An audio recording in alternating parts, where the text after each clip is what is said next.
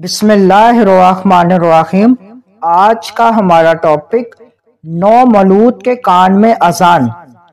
حضرت ابو رافع رضی اللہ تعالیٰ عنہ نے بیان کیا، حضرت فاطمہ رضی اللہ تعالیٰ عنہ کے ہاں امام حسن بن علی رضی اللہ تعالیٰ عنہم کی ولادت ہوئی تو میں نے دیکھا کہ حضور نبی اکرم صلی اللہ علیہ وآلہ وسلم نے ان کے کان میں اذان کہی جیسے نماز کے لیے اذان کہی جاتی ہے۔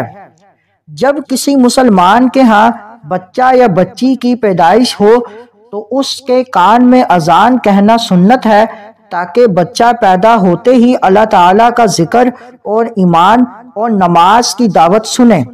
صدر الشریعہ علامہ محمد امجد علی اعظمی علیہ رحمہ نے فرمایا، جب بچہ پیدا ہو تو مستحب یہ ہے کہ اس کے کان میں اذان اور اقامت کہی جائے۔ اذان کہنے سے انشاءاللہ تعالی بلائیں دور ہو جائیں گی۔ بہتر یہ ہے کہ دائیں کان میں 4 مرتبہ اذان اور بائیں میں 3 مرتبہ اقامت کہی جائے۔